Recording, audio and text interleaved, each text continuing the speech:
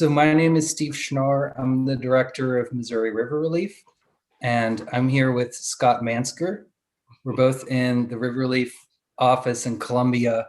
Scott drove from Kansas, from the state of Kansas, from the great state. He's doing multi-state travel today to come and use our multiple screens. It makes it a little easier. We're in separate rooms, so there's no contamination taking place. No, We're being very safe. We have been safe, and as all of you have too. So, and thanks to all of you for doing that in your own lives. So this is the Big Muddy Speaker Series, and we do this most months on the second Tuesday. And we've been doing it for over 10 years. Conversations with different people, experts on different topics related to the Missouri River. And today we just have kind of a couple of goofy river rats that are going to talk about river stuff, Scott and I. So in fact, I should just rename myself here to my actual name. All right, we got it. And next month, we have a talk from Patrick Klobuth. And I'm sorry, Patrick, if you happen to watch this and I got your name pronounced wrong, I'm sorry. We'll get it right before next month. He's with USGS, and he's going to be talking.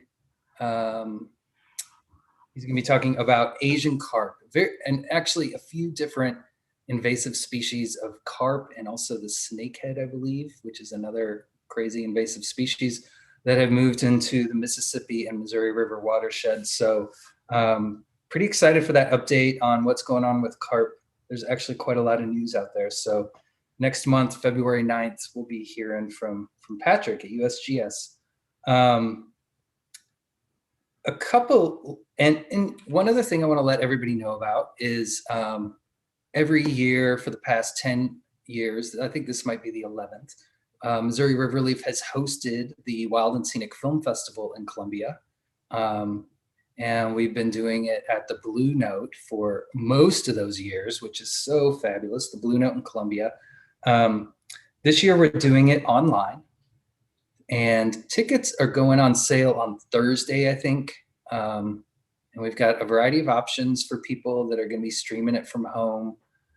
This is a good spring fundraiser for Missouri River Relief, sort of the end of the winter wrap up. And usually it's fun to get together with our friends, all of our river friends get together at the Blue Note. We're just going to get together in everyone's living rooms instead, which is fun too, because you can choose your food and everything else. And hopefully this will be the last year we have to do that. But we have finally picked our films, and Kevin, our operations manager, has posted those on our website, and tickets should be going on sale on Thursday. So I hope to see all of you guys online for the Wild and Scenic Film Festival on Sunday, February 21st. And that's kind of all the business I have to take care of. But as far as this presentation goes, I do want to let everyone know, we're doing this on Zoom. And so a bunch of you have registered and you're watching us on Zoom. I think there's 70 people right now watching on Zoom. Actually, probably more than that, because there's, a few couples hanging out together watching it. So that's pretty exciting. Super great turnout. And 25 people so far are watching on YouTube, because we're streaming live on YouTube as well. And at some point, either tonight or tomorrow, I'll get that video posted on YouTube and we can share that. So anybody who missed it tonight can watch it.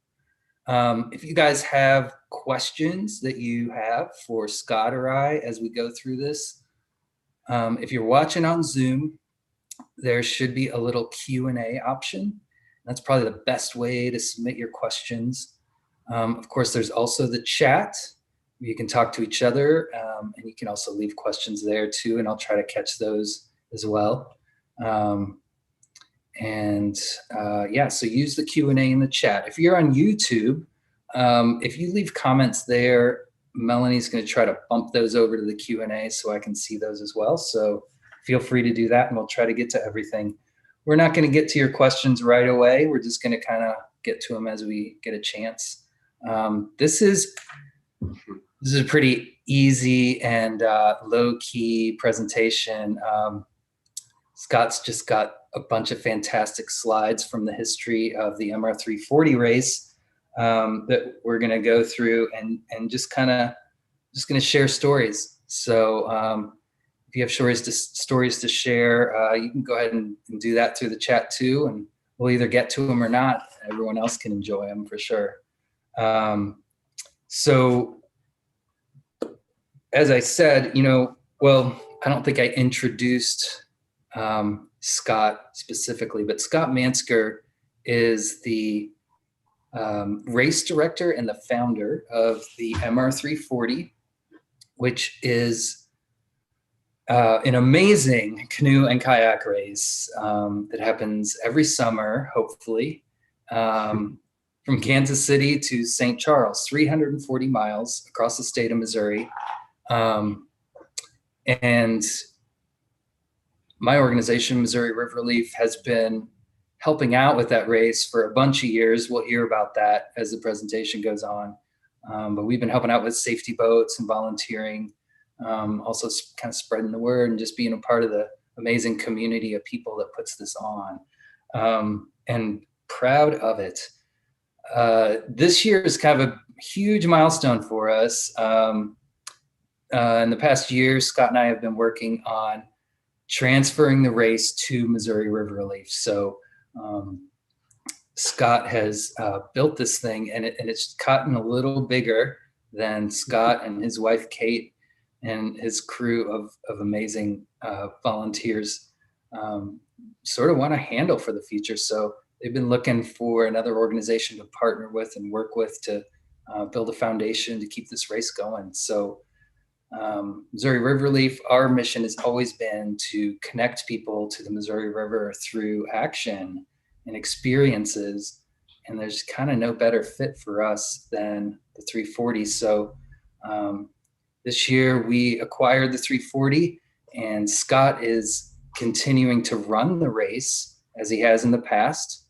And we've kind of changed how the registration is structured to provide some donation flow to River Relief.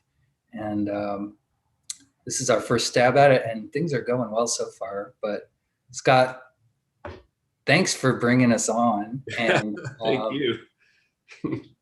Yeah, so I should look at you like this, like the Brady Bunch or something.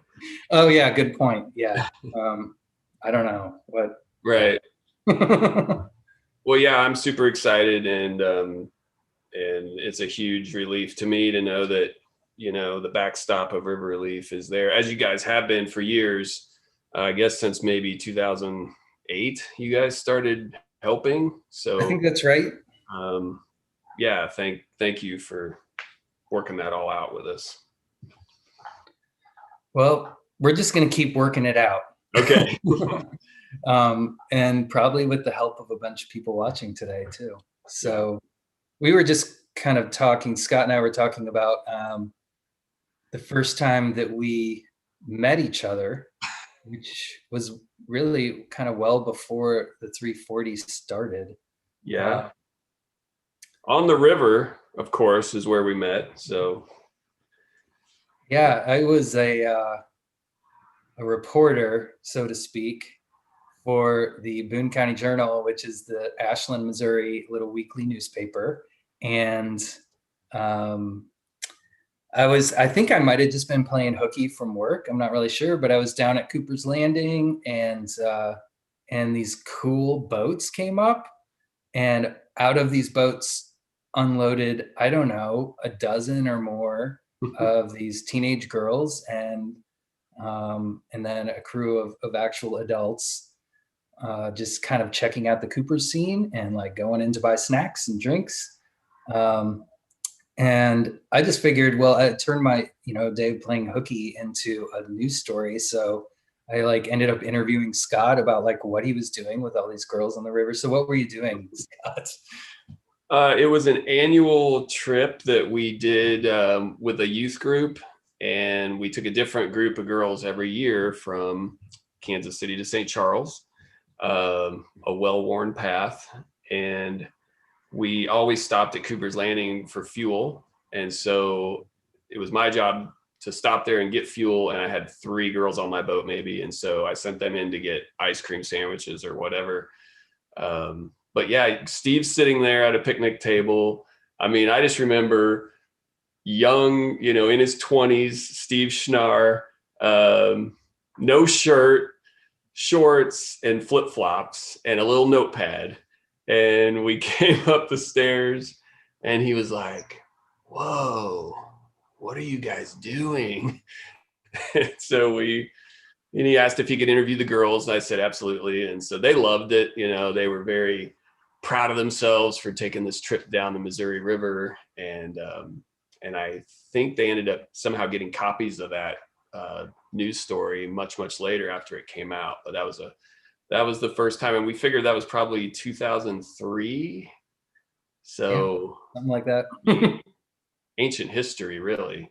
But yeah, it was the first time I laid eyes on Steve Schnarr. Didn't even know his name.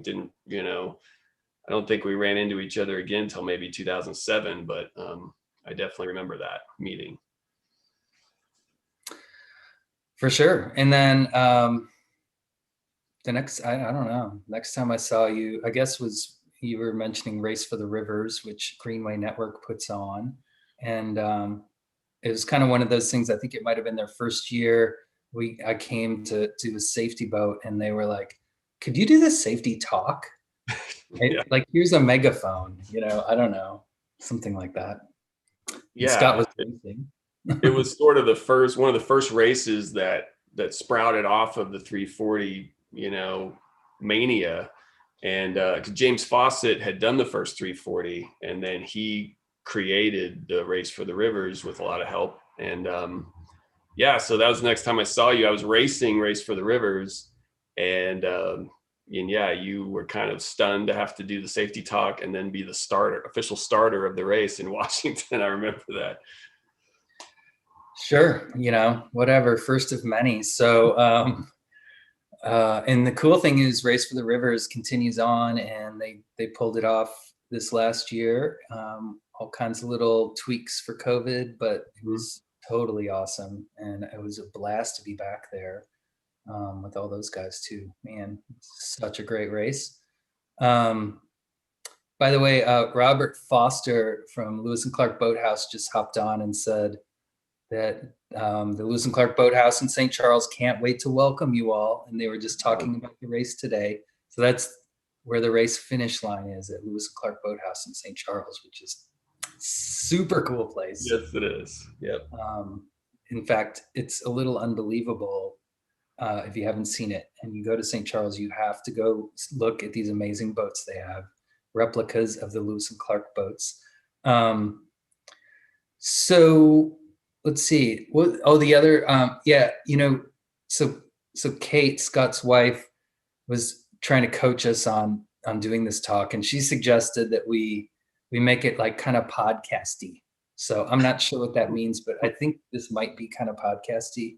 But it made me think that I don't know. One time when Scott and I were boating back from the 340, and we're just whatever talking about stuff, we realized that the first cassette tape that both of us ever bought was Greetings from Asbury Park, New Jersey by Bruce Springsteen. So I don't know, it's like a club that we didn't even know we were in. But anyway, so Scott, I think we're kind of ready to start. Sure. Slideshow. And so this is the part where the old guys try to figure out how Zoom works. Yep. I'm sharing. I hope. And it should be working. Should be a slide on the screen. Yeah, man. It's on. Perfect. All right. Should I cue up some Greetings from Asbury Park just as sort of mood music in the background, or? Yeah, I definitely should have had that playing before this. Oh well. I mean, you can I could Sing. sing. We could do karaoke for the rest of the time. That'd be fun. Okay, well, so if this is working, you should see a view from Caw Point of Kansas City, and this is sort of the starting line, really, of the MR340 has been since the beginning. Perfect place to start a race like this on the Missouri River. I mean, if you've ever been to one of the other races on the Missouri, you know that that's a challenge to field a bunch of boats in moving water and get a clean start off.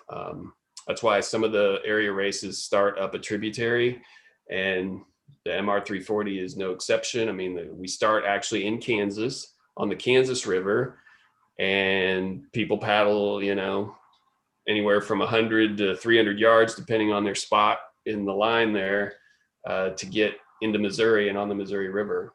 So this is sort of the view. Beautiful venue for starting a race, and lots of good infrastructure for that, with hotels nearby and so on. But yeah, we've done 15 of these, started in 2006, and we are now working tirelessly to put on the 16th annual 340. Oh, let's see if this works. I'm just going to use the little keyboard. Okay. So my affinity for the Missouri River, and I know three guys that are probably going to be embarrassed that I put this picture up, but this is a picture from 1989 of the first time I traveled down the Missouri River. I'm the guy standing in the back, 32 years ago, 32 pounds ago, apparently, as well. So we were 20 years old 32 years ago, and these are all friends from high school. This is about half the high school basketball team, actually. And when we were 20, we had this notion to build a raft and float down the Missouri River. And so what you see is that raft. It was 11 by 16 feet. My grandfather was in the business of building docks at the Lake of the Ozarks, so I had access to tons of materials for essentially free. And we built that raft in our backyard. It was too wide to trailer to the launch in Kansas City, so we had to saw it in half. We just sawed it right down the middle underneath that plywood, and then got it to the ramp in Kansas City, bolted it back together, hopped on, and shoved off into the current. And I mean, we had very little idea of what we were doing. This is pre-internet, of course. You know, we couldn't get on a Zoom call with somebody and figure out how to do this. So all we had was the Corps of Engineers maps that you could, you had to write a letter to the Corps and they would ship you the map. And, we studied that thing for 3 months before this, just, what's this going to be like? But once we got on, there were 4 guys, and we each would sit at a corner of the boat, and we had paddles, and we just paddled to keep the thing, in the current. Luckily, it wasn't very fast, so we'd go about 2.5 to 3 miles an hour. And so we had, a lot of time to get ready for bridges and things like that we had to kind of set up for and get lined up as we went under those. But I mean, thankfully it was one of those low water summers, and there were sandbars everywhere. And so as soon as we could, we would, the first sandbar we saw, we paddled like heck to get close to it and jump off the front and pull that thing to shore and just play on a sandbar for a while. I mean, we just couldn't believe this was in our backyard in Kansas City. And I think, 5 days we traveled, and on the last day, the 4th day of the 5, I think we were only like at Brunswick, the mouth of the Grand River, and the sun was going down. We were like, what if we just go tonight, like in the dark? What if we just paddle in the dark? And it sounded pretty audacious at the time, but there was a nice moon, and we just set off paddling. 2 guys would sleep and 2 guys would just steer the boat. And I mean, I was hooked, right? If I wasn't hooked already, I was absolutely hooked to be on this raft under the stars, under the moon. You have to paddle once every 3 minutes to kind of keep the thing where you wanted it to be. And it was just glorious. And we ended up getting to Glasgow just about sunrise, tied it up. In fact, this is in Glasgow right here, this picture. We'd already cleaned the boat off because we were getting ready to leave. So you don't get to see all the junk hanging around on it. But walked into town, went to the little cafe that is still there, had, biscuits and gravy, and just were the conquering heroes who had gone, what is that, 140 miles to Glasgow in 5 days. But You guys end up did you get a story in the Glasgow, Missouri Inn? I didn't, but we did sell that boat, that raft, for $40 to a guy named Catfish. And he wanted it, he was going to tow it upstream to be his dock on the Little Sheraton River. And I saw him try to tow it upstream. It was impossible. He had a ski boat and you could not move that thing against the current. So the next year when I came through Glasgow again on a pontoon boat, the raft was still tied up right there where you see it. And I think it finally, in the flood of 93, ended up, in some farmer's field, but probably something River Relief had to chop up and clean up, 10 years later. But we've done a few abandoned, obviously river trip rafts. Yeah. Hey, technically I didn't own it anymore. I got the canceled $40 check somewhere, so I'm off the hook. But yeah, this is what got me interacting with the Missouri River. And every single year from 1989 to now, I was taking trips down the Missouri, the Mississippi, the Illinois, the Tennessee Tom Bigby. I mean, whatever I could do with whoever would go with me, that's what I was doing. Let's see. So this guy is a guy I've gone on many, many trips with. This is Russ Pezant. I don't know if he's watching now, probably isn't, but Russ and I met, I don't know, maybe 1999 or something like that. And I told him the story of that raft. And so he was like, well, we got to do something like that. So he and I would build boats together and take these long trips together. And he has helped with every single MR340. This is one of the first boats we built together, actually. This is the Call Warrior. This is a Grumman square stern canoe. It was one of the first safety boats in the first MR340. And I think it was rated for a 3 horsepower motor on back. So we put a 15 horse motor on back. And I mean, he and I took that boat from, Kansas City to Illinois, Hannibal, Nauvoo, way upstream, just 2 guys in that thing. But it was one of the first safety boats in the 340, and I would stand on that boat for 4 days, and there's no way my body could do that anymore. I don't know how the stand-up paddleboard guys do it, honestly. It's another look at the Call Warrior. It has since been sold a couple times. I know Brian Brooks owned it at one time. Kent Robinson owned it at one time. I'm not sure who owns it anymore, but I'd love to see her again. Hopefully still remains in good hands and gets to get out on the river now and then.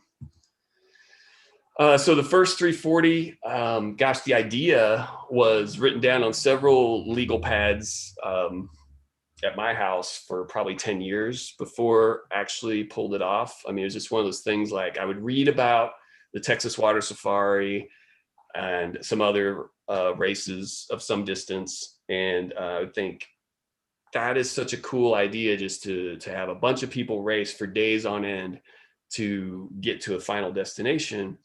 And why isn't anybody doing that up here? Like, we have the perfect venue for this.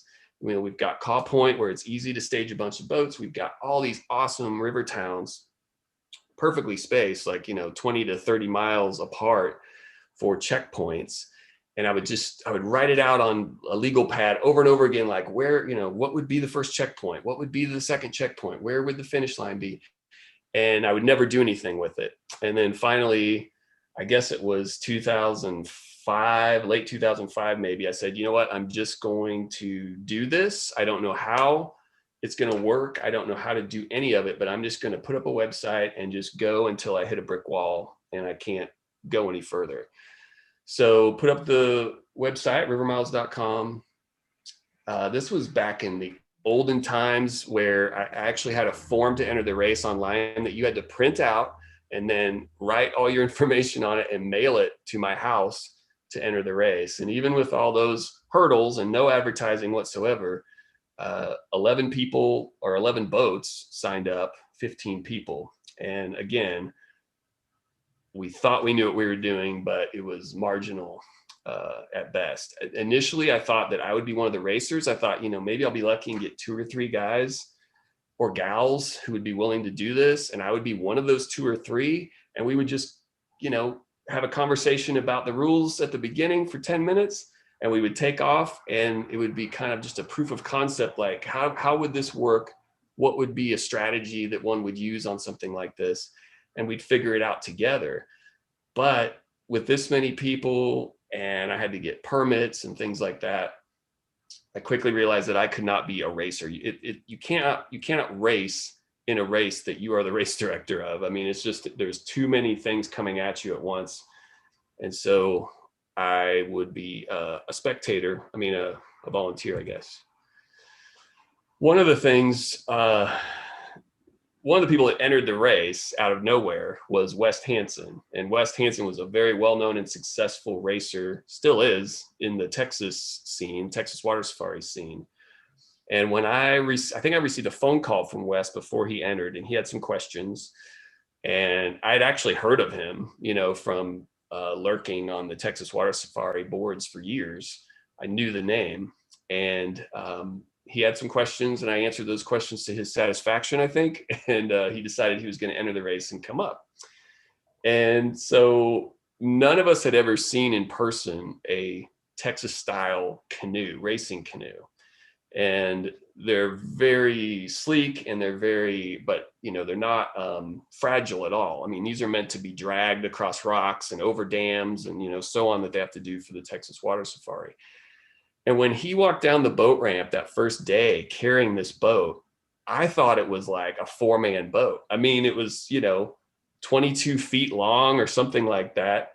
I thought, what has he got there? Like, who's racing in that thing? And then I saw him set it down, and I realized there's just one seat in that thing. Like, I've never seen a solo boat, anything like this. I mean, the guy in the picture here with Wes, that was more like what we were used to around here as far as solo boats. So West really was able to shorten our learning curve on how to race long distance. I mean, we saw the jugs in his boat with the bite valve coming up, clipped to his lapel, the wing blades, which many of us had never seen, bilge pump installed in the boat, run by a bank of batteries. I mean, just all this technology installed within the boat that makes, ultra marathon paddling possible. This is the first safety meeting. It's fun to look at this picture and see some of the people in it who are still around, who are still with the race. I mean, you can, I see Christina Ruiz, I see Alma Hopkins. I mean, there's a bunch of people to be named here.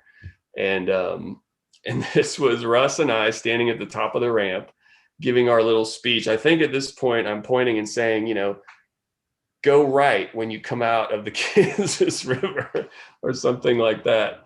But we were basically going over safety, which we had already done in multiple emails, dispatches, we call them, to all the racers. But again, I was very nervous, as I am before every race, but I was really nervous here because I really just didn't know what the next 4 or 5 days were going to be like for all of us. And I was hoping for the best. It's another view of the first race. If you've been to any of the recent races, you know that, I mean, it's much, much more crowded than that. And it's just utter chaos trying to get, 400, 500 boats in the water at once. This is what our modern safety meetings look like. And this doesn't even capture it all. This is about half the space. It's 3 ballrooms, standing room only, to get everybody in there. I think we pay to have 1,200 chairs set up, and every single one of them gets used. So that is the growth right there. Back to the first race. Go ahead, Steve. Sorry. Yeah, no, I have to interrupt because one of my friends has asked me to wish her mom a happy birthday. And that's Eileen Combs, who's kind of one of my favorite people in the world. Yeah. And I think she's, one of the myriad people who's emailed you, Scott, this year and been like, you know, can I like pass my registration over to my son or whatever, but Eileen Combs is one of River Leaf's great volunteers. She's outstanding human being. And happy birthday, Eileen. Happy birthday, Eileen. Back to the race. Back to the race. 2006, first race. This is everybody. You can see West on the lower left side there. That was the first time the whole race that he was not in first place. I mean, he started out third place, I guess, and had to fight his way to the front. So my goal personally, my mantra in my head was I need somebody to finish and nobody to die. I mean, that was my metric for success. I didn't know if anybody could finish this. And I thought, if nobody finishes this, then we haven't proven anything. Like, we haven't proven that it can work. And we needed it to be a safe event without, any injuries of any kind. Those were my goals going in. And then, of course, that first night, we had a lot of people in jeopardy. It was, this was a very hot year. I think the river was so low. It was such a drought year in 06 that barges were not even coming. They could only make it to Jeff City upstream without having like a guide boat to get them through the shallow spots. So it was an extremely low river, extremely hot summer. And that first night we had a monster storm. I don't need to tell any of you who live in this area how fast these storms can come up and how intense they can be. But let me just tell you that this one had some extra sauce. I mean, I was coming into Waverly with the last group, and back then we allowed 100 hours to do the race. Now it's 85, so it was a little slower than normal, and it was dark, and I could see lightning happening in the distance. Super muggy, super hot night, and I just wanted to get these people to Waverly because I knew we were going to it was just going to unleash. And got those last couple of boats into Waverly. I pulled the Call Warrior up as far on the ramp as I could with one hand. I mean, it's loaded with fuel and ice chests. And about a third of the boat is still, in the water. And then the storm hit. Started with, before you even felt the wind, you heard trees breaking across the river. You heard branches snapping. And then it hit. Then the wind hit. And I'm in the Waverly parking lot, and I can feel gravel hitting me in the face, like from the wind. And so we all got under whatever we could. Some people were in cars, were under the little gazebo there. Some people were up in the bathroom up the hill. So it cuts loose, heavy rain, heavy wind, but typical of a Missouri storm. It was 15 minutes of like, no one can survive this. And then it just calmed to just rain. The river was in such a froth that my boat, which about, a quarter of the boat was sitting in the water, waves had just come over the transom and filled the boat with water. So that's what I'm dealing with in Waverly. Everybody seems okay. And then my phone starts to ring. And there were people that needed help. Frankly, there were people calling just to say, hey, we're okay. But there was one call that came from North Carolina, and I answered the phone, and she said, hey, my friend Dawn, who is from North Carolina, is hurt and needs help. And now Dawn Keller was in the race that first year, and she did it a couple times after, but Dawn was the biggest badass you've ever seen. I mean, she looked like, nothing would frighten or scare her. So if I was hearing that she was hurt, scared, and needed picked up, I knew something must be really wrong. Part of Dawn's job in North Carolina at the time was there's a Navy base nearby, and she would help train the Navy SEALs how to kayak. So just to give you an idea of Dawn's kayaking skill, She teaches the SEALs how to do it. So I couldn't talk to Dawn directly. I'm just talking to her friend, and her friend says she remembers passing a bridge about an hour ago, and she's on a bank up at the tree line. And so, I'm thinking, well, I'm at Waverly and there's a bridge. So I'm doing the math. Like I said, I think I know where she is. So I pump out my boat, take as much stuff out as I can, hand it to ground crews who I had just met and said, I'll pick it up downstream. I just need to be as light as possible. And it's pitch dark. The moon's gone. There's clouds everywhere. It's raining. And the river still has white caps on it. And I'm thinking, I'm in this canoe that I stand up in. It's overloaded with a motor too big on the back. And I think I'm going to make it 50 feet from the ramp and I'm going to sink the boat and I'll just have to swim back. But I mean, that's all I can do. Like somebody needs help and I got to go. So I went and bounced on waves for, a half hour. And sure enough, she was exactly where we thought she'd be. She had a strobe light going and she's up at the tree line and her boat is just everywhere. Like the boat was intact. She had a QCC. I remember that, I think. And, but the gear from the boat was just spread all over the riprap. And this was a low water year. The riprap was, like a 4-story building. And the boat is maybe 10 feet from the water.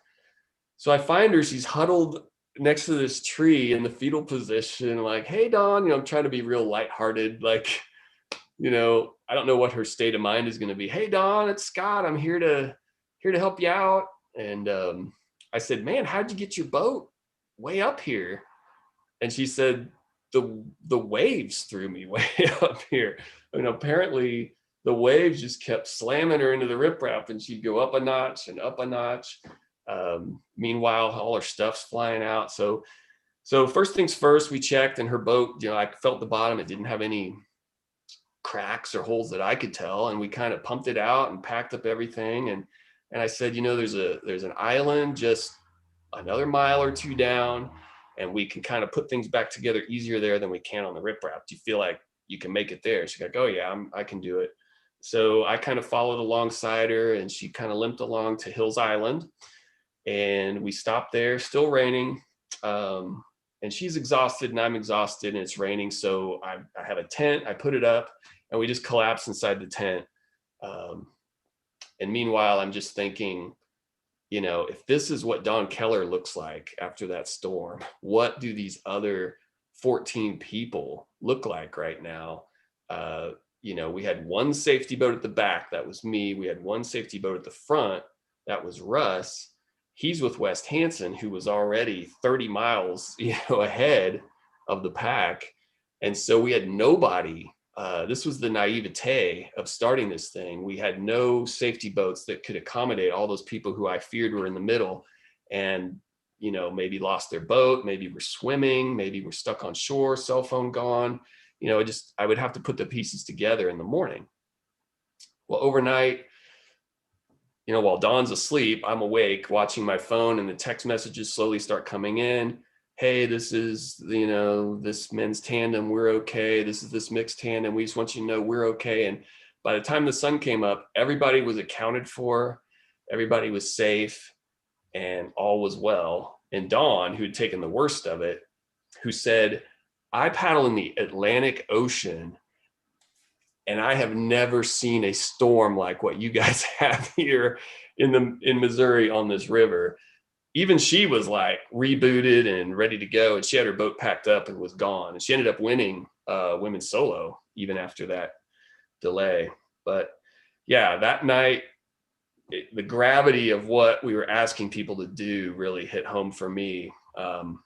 This is a big deal. This is not a mama's boy float trip. This is serious. The other thing that happened the next day was this photo from the first race was taken by a photographer for the Kansas City Star. And I believe the photographer was on Russ's boat for like the first 10, 15 miles of the race. So the photographer took this picture. It shows up in the Kansas City Star the next day. And USA Today picks up this picture and puts it on their front page. Not not above the fold, but it was on the front page, a little blurb about, racers in an inaugural race across the state of Missouri, a little caption under this photo, West Hanson of Texas, et cetera. And so I had no idea that that was happening, but I know that that morning after I put my tent back on the boat and shoved off from Hills Island, my phone starts ringing, and it's radio stations all over Missouri want to do a live interview for their morning, drive time with the MR340 guys. They got my phone number off the website. And so I spend most of that day doing radio interviews all the way down the river. TV stations, radio stations, maybe the Ashland Gazette, maybe Steve called, I don't remember, but I mean, just, it was all day. I knew we were onto something. And then I also was getting calls from people who were asking me as racers, when is next year's race, and when and how do I sign up for it? So it was very surreal to have gone from that night of thinking, we're not even going to finish this thing one night and it's over, to people are asking me for the dates for next year, all because of this photo. And then too, reason this picture's in here is not because of me, but because of the guy in the foreground there, and many of you know him. That is Soda Pop. And for those of you who don't know him, yes, I will confirm that that's his real name, and it's on his driver's license. And he will gladly show it to you and prove it to you, and he might bet you $10, so have $10 on you. But I put Soda Pop in here because, during those youth group trips that Steve talked about when he and I met, we would stop. We got to know Soda Pop because he used to sell gas on the Osage River, about mile 130. And he got to know us on these trips, and he eventually invited us to stay on his property. If ever the sandbars were underwater, et cetera. So I knew Soda Pop, had his phone number in my phone. The year of this first inaugural 340, which is not pictured here, but the one we've been talking about, we had another emergency occur during the race. One of the racers, James Fawcett, founder of Race for the Rivers, he was racing. He was doing really, really well. He was in a solo canoe. I think he was battling for second place behind West Hanson. I think maybe he and Brian Hopkins and Marek were all it was kind of a fight to see who would actually get second place behind West. And around that area, James started to feel sick. He had ingested river water or something, and he called me on the phone and said, "Hey, I'm in a bad state. I'm cramping really bad. I can't even stand up." It was all I could do to land my boat. Now, I was in Glasgow when he called, and I said, "Well, what's the last place you remember passing?" He says, "Well, I remember passing the Capitol building, but that was a long time ago." And so now I'm at mile 226, and the Capitol is mile 144. So I'm already doing this math in Glasgow, and I'm thinking, man, I can go about 15 miles an hour. Like, it's going to take me 8 hours to get to James, and he needs help right now. And he doesn't know where he is. So again, just this is where, this river knowledge that we've all gained over many, many years of paddling the Missouri River came in handy again. I said, "Are you on the right descending bank or the left?" He said, "I'm on the right descending bank." I said, "Well," I'm doing the math for Jeff City. I'm like, "Well, are there train tracks behind you?" And he said, "Yes, a train has gone by. Yes, there are train tracks behind me." So that, that helped a bunch right there. I said, "Well, is there a sandbar? Can you see a sandbar across the river?" "Yes, I can. I see a sandbar across the river." I said, "Well, look upstream. Do you see a tributary coming in?" "Yes, I do see a big tributary coming in." And so, right there, I had him pinpointed to, within 100 yards of the mouth of the Osage River. So I said, "I'm going to call somebody, and I think I can get you picked up in 10 minutes. And he was just like, "Okay, I don't know how you're going to do that." And I called Soda Pop, and, it's hard to get a hold of him. He's usually hunting, fishing, doing something. And thankfully he answered his phone. he's got that deep baritone voice, and hey Scott, what you doing? And I said, hey, I don't have time to talk. Like, I got a guy that's hurt and needs picked up. He's at the mouth of the Osage. Can you go get him? And Soda just said, I'm already on my way. So called James back, said, there's a man. James had to be delirious. I said, James, I've got a man coming. His name is Soda Pop, and he'll be there in 5 minutes. And I kept James on the phone, and pretty soon I could hear the motor of Soda's boat coming, and I hear him, beach it on the riprap, and I hear him say, "You must be James." So then I knew he was in good hands, and James Fawcett recovered just fine on Soda's couch until his wife could drive from St. Louis and pick him up. But that was another bullet dodged, and this is all me as a race director learning. You cannot do any race of more than 20 miles without multiple safety boats. You can't do it with just two. The front of the pack is going to be way too far ahead. The back of the pack is going to be way too far behind. We need more boats, a lot more boats. This was the finish line in St. Charles, such as it was. Just a pallet in the mud and Russ there to greet paddlers as they finished the 340.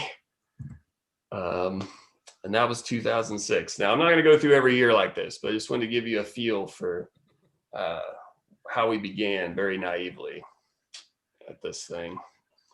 Steve, do you remember anything from the first 340? You weren't even there. No, I wasn't. I mean, I heard stories, and it seemed impossible. And like, who are these crazy people? But loved the idea, and love hearing your stories. It's crazy. It's awesome. Yeah, I'll try to speed it up a bit. So 07, second year, I wasn't sure.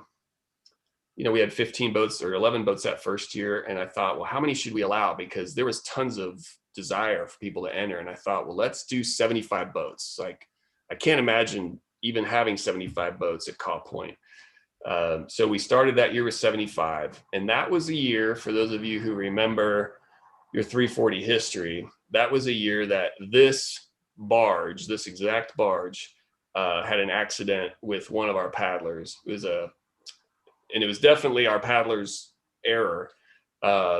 This is an asphalt barge. It runs to Kansas City, I don't know, once or twice a week.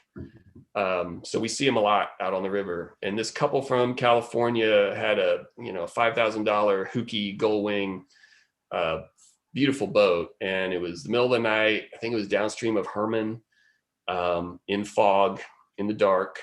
And this boat was coming upstream towards them.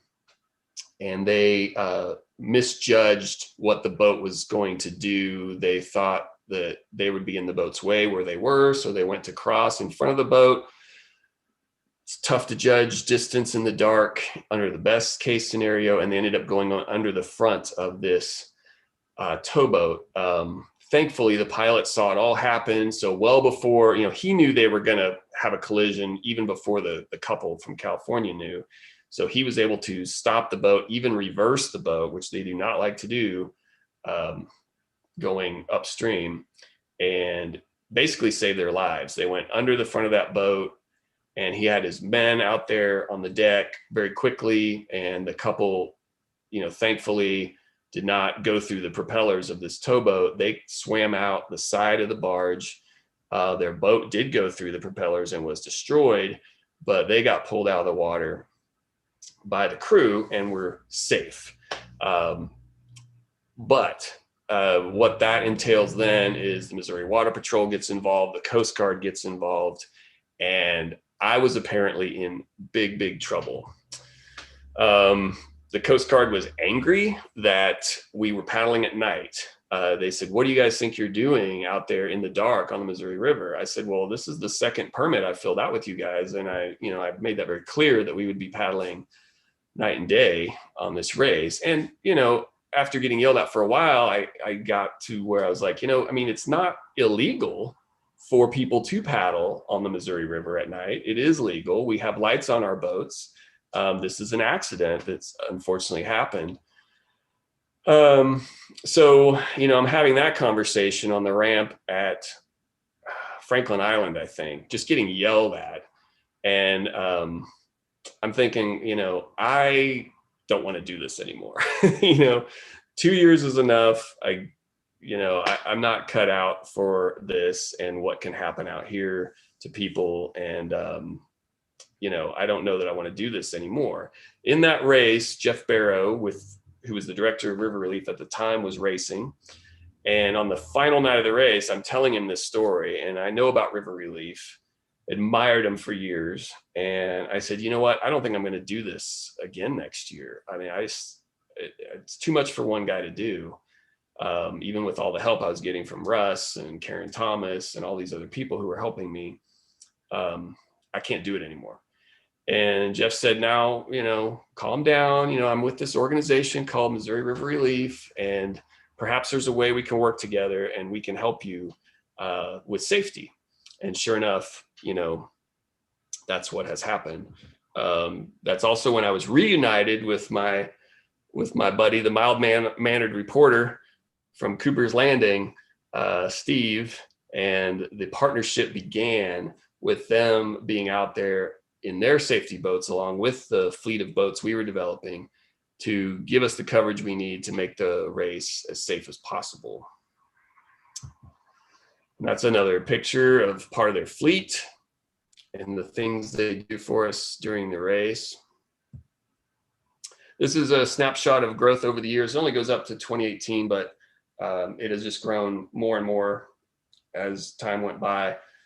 The dips that you see in the lighter gold color, those were all years that we had flood delays. And so when the race had to be rescheduled, we would lose a bunch of people on the makeup dates. But other than that, it's been pretty steady growth. And we anticipate, we'll have close to 600 boats on the roster this year, and probably about 500 of them will show up to race.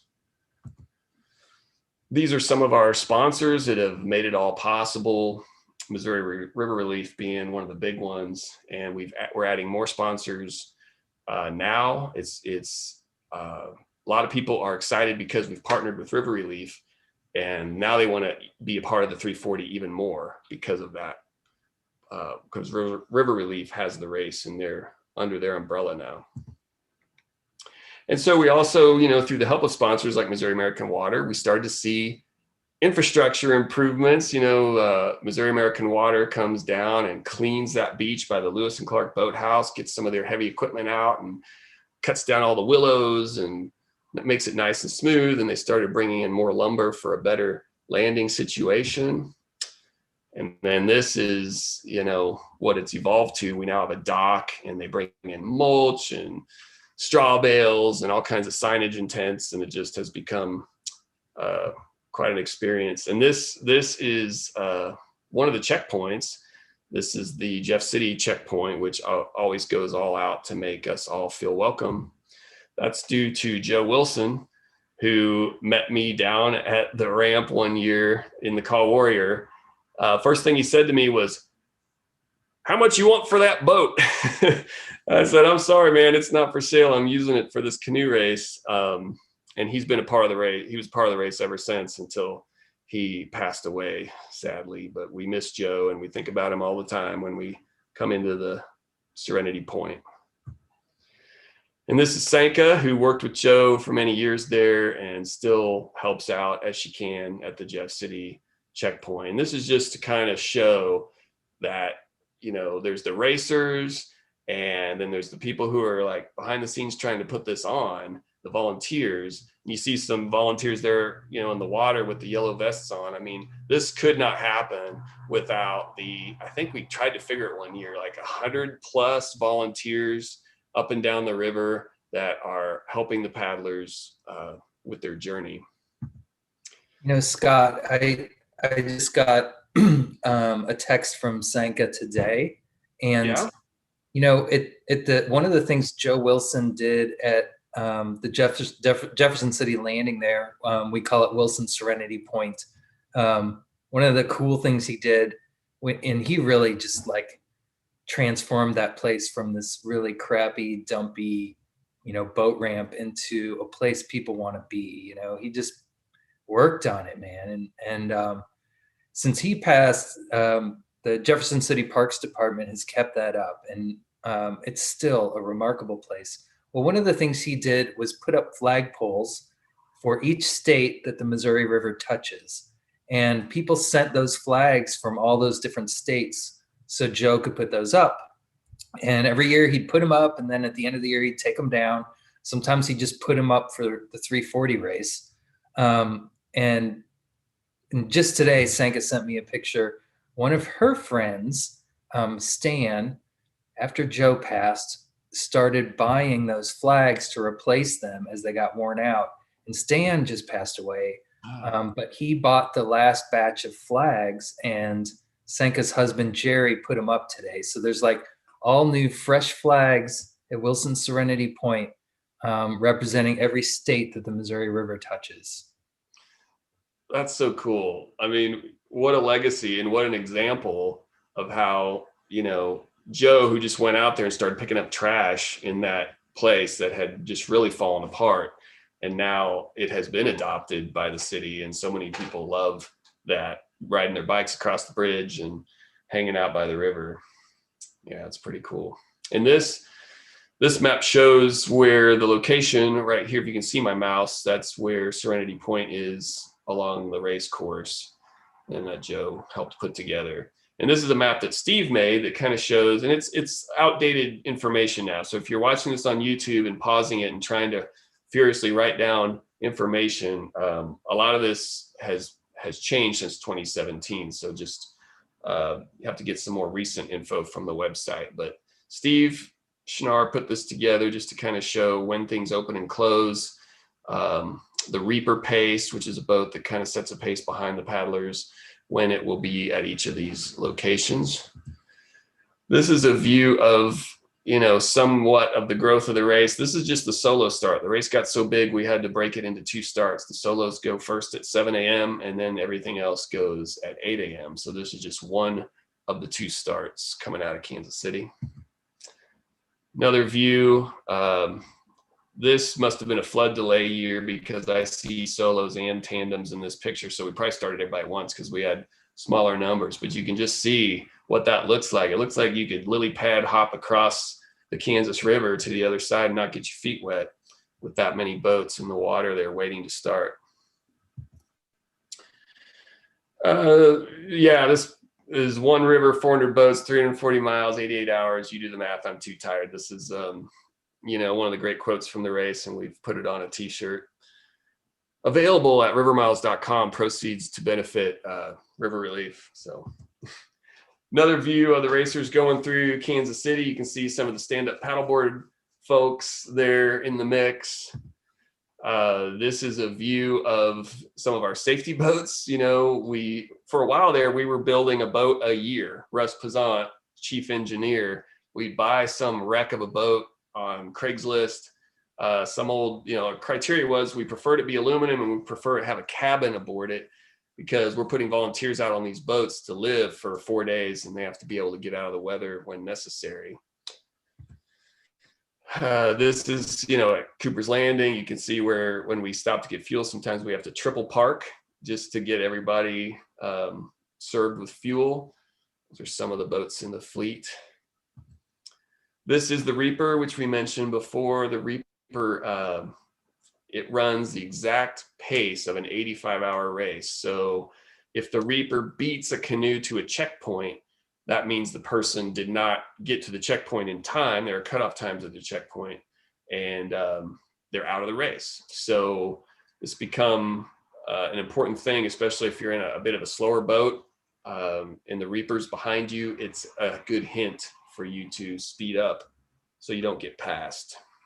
Now, if the Reaper passes you before a checkpoint and you manage to pass it back before the checkpoint, then you're safe. You just have to beat it to the checkpoint, which the first cutoff time checkpoint is Waverly. You know, the other thing about all that infrastructure that we've accumulated over 15 years, all these safety boats, what people don't think about is how do you get all those safety boats back from St. Charles? You know, we don't have, I think we have, I don't know, 9 safety boats that River Miles owns or something like that. We don't have 9 trucks to to get all these boats carried back St. Charles. So it's just become a necessity to drive a lot of them back upstream the Saturday, the day after the race ends. So this is us at Jameson Island on the way back. That would be Saturday evening. And then we make it the rest of the way on Sunday. Usually get back to Caw Point about 2 in the afternoon. Also, there's been some great technology that has grown up around the race. John Marble and then also Hogan Hake worked together to build Race Owl and various apps that help us track the racers down the river. If you're signed up for the race, you'll start getting information about this in your email later in the season. But it's really helped. It's one thing to keep track of 11 boats and then 75 boats. But once we started getting into multiple hundreds of boats, we needed some technology to kind of backstop where everybody is. Another view of the safety meeting, Kansas City, Kansas. Lots of interesting folks have come and raced the 340 in various costumes and so on. It's always fun to see the creativity that comes out to have this experience. This is sort of a snapshot. About 40% of every roster is first timers, but really interestingly is most of the roster are people who've done it before, which I think is a sign that we're doing something right and that the Missouri River is very, it's addictive once you get out there and have that experience. Most people come back and do it multiple times after that first time. This is one young lady who's done it, gosh, I think 13 times, maybe 13 out of the 15. Di McHenry. She's a legend. She was in the first one. We get also some interesting creative boats. This is Shane Perrin and some other folks who built I only see 5 people, but I think at some point there might have been 6 on this boat. Maybe it was just 5. But this is a stand-up paddleboard that Shane built for the 340, and they did finish all 5 of them. This is an iconic photo by Dave Marner. I think this is a dad leaving the Herman ramp. And I think, if I remember right, part of Dave's story of this is that his kids were saying, bye, Dad, love you, see you at the finish line. And it really was a touching moment for him pulling out of there. And I think this is still at the top of our Facebook page, probably. Dave Marner has a ton of great photos from the race, as does Cindy Hiles. After multiple days on the water, sleep comes really easy. I mean, if you try to sleep the first night, you're not going to have any luck because you're just so amped up. You're not tired enough to sleep in a miserable position in a mud bank or covered in mosquitoes. But, this is Herman. So this, for these guys, is probably night 3 or 4. And you can fall asleep quickly any place. Just got to make sure you're not someplace where a car's going to run you over. That would be my only concern about when you choose a spot. Well, Scott, I always end up in Herman at the same time you are. And I think it's kind of hilarious that you have your favorite spot to lay down and sleep for an hour or whatever you do.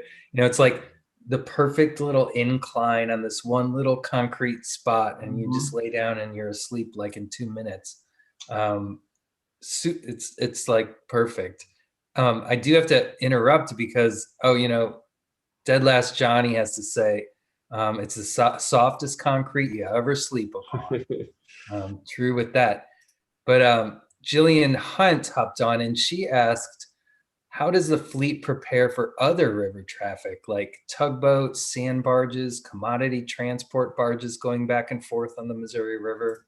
And that is such a great question. And I kind of had to take front line on that this year. So I was the one, and Jeff Barrow, he paved this path for me. And this was the first year I got to play Jeff Barrow's role of communicating to all of the barge companies that operate on the river. And this year, I think we picked up 4 new barge companies this year. Traffic really increased on the river. Um, Unfortunately, the river after the flood really changed a lot, and the barges were having a hard time with kind of lower water, navigating on the river. It's actually been a hard year for barges, but I ended up talking to a lot of barges that I think some of these guys were relatively new to the river. Most of them have worked for companies on the Missouri for quite a while, but some of these actual companies were new on the Missouri River, at least recently.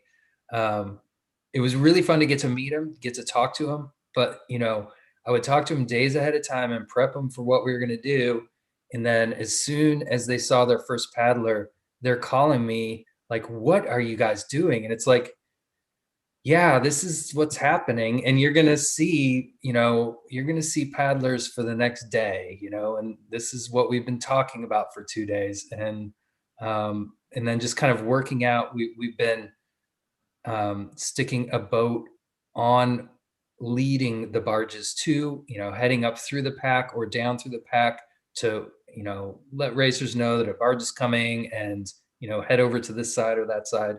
Those are kind of some of the ways that we've been working with, uh, you know, really what is kind of an increasing amount of barge traffic on the Missouri River.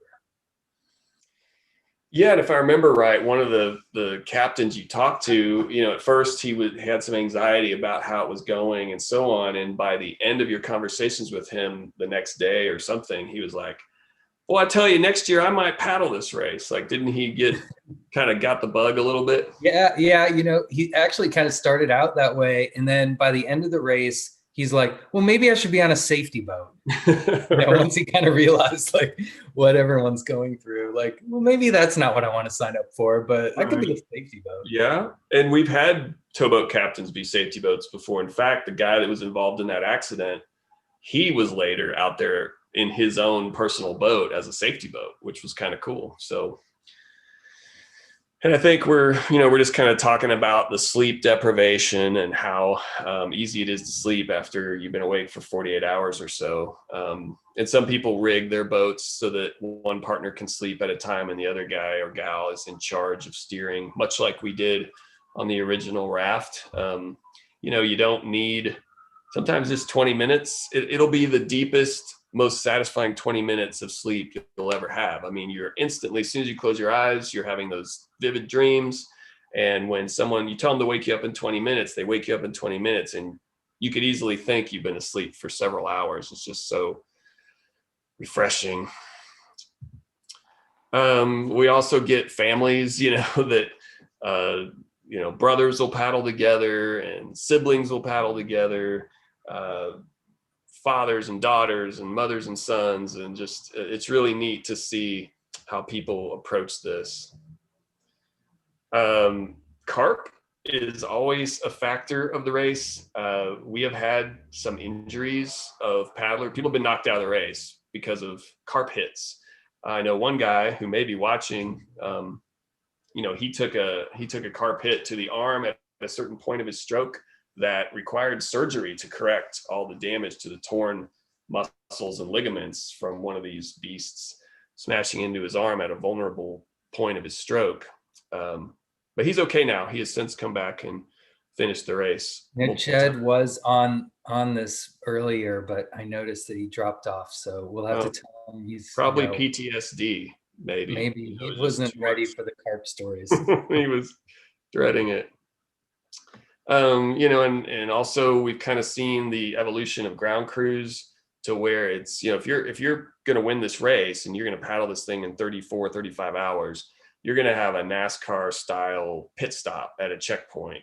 You're going to skip a lot of checkpoints, and you're going to go to some obscure ramps that maybe aren't checkpoints. And, when these guys pull up, I mean, they're throwing out their empty jugs. Their ground crews getting in the water up to their waist and handing them stuff and taking their trash out, and boom, they're gone. I mean, they may not even get out of their boat at all. So it's been interesting to see that evolution.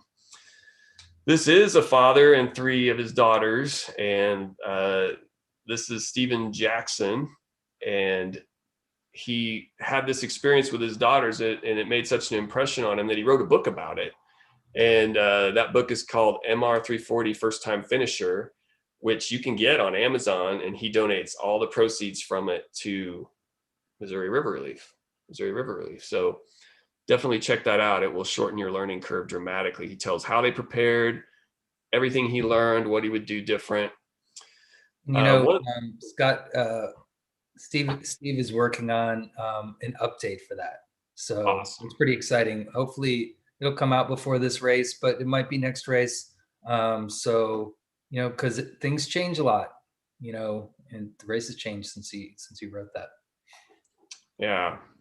Well, good. That's good news, because we've made changes, that kind of undercut some of the stuff in there, but it's a very good book. It will definitely help you out, even as is right now.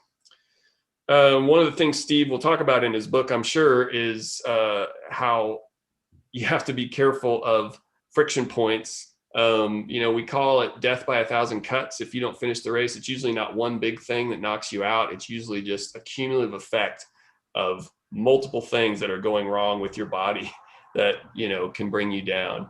So here's a ground crew patching up a paddler so he can hopefully finish the race. I think this was at Herman as well, and just making it so he can limp in.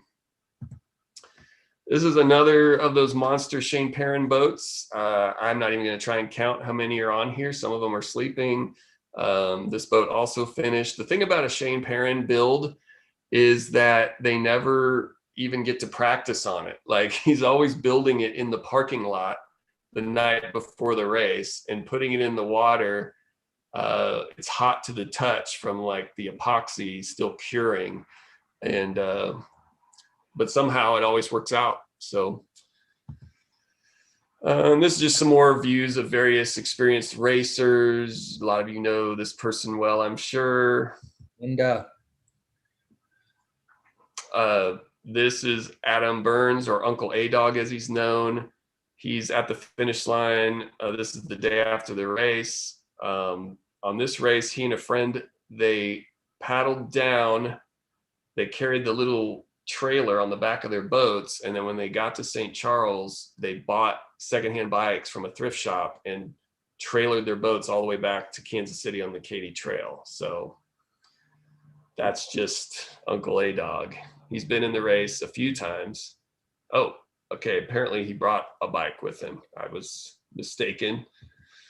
And then one year, he and his friend Dave built a canoe out of blue barrels from, I want to say it was from a slaughterhouse or something. Like, the barrels at one point held blood from the slaughterhouse. And so they were cheap.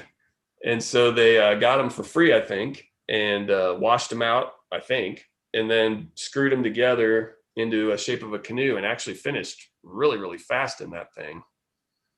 And then donated it to the museum, who I'm sure appreciated it. And then to continue the Adam Uncle A-Dog saga, he was part of the team on this contraption this year called the Kraken. This is a Matt Walters invention. And if you don't know who Matt Walters is, I'm sure you will soon if you hang around the 340 long enough. Matt has built a couple of very interesting boats that are super fast pedal drive boats. He has what I'm sure is the fastest solo pedal drive solo of any boat that can do the 340.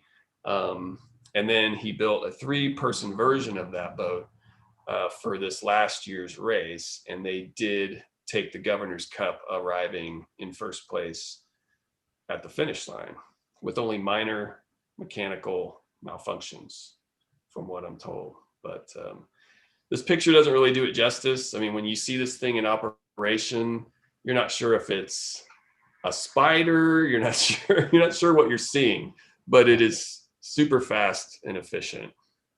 So that was Matt Walters, Joe Mann, and Uncle A-Dog that were aboard that boat this year. And I believe it will be back. We've created its own division now called it's not tandem pedal drive, it's team pedal drive. And so far they're the only entrant. So start building, see if you can beat them. Oh, there's a picture of the boat in action. There's no propeller. It's just literal single blades that you would buy, like really high-end carbon fiber single blades. And the pedal drive articulates these arms that actually are pedaling, and they can go very, very quickly with 6 legs moving that drive. This is a shot of Lewis and Clark Boathouse and the awards ceremony that we've had in pre-pandemic times. And I'm always amazed at the turnout. A lot of people stick around, even though they might have finished Wednesday night. The awards ceremony is Friday, and a lot of people stay, and it's a love fest. Everybody's so kumbaya and in love with the river and in love with the race and everything. So it's fun. I like this picture. This kind of shows what the ground crews are up against. How do you move material for your racers? Some of these checkpoints, you might have to park a half a mile from the ramp just because of crowding. So there's some creativity on how to do that. And I mean, the finish line is just full of great moments.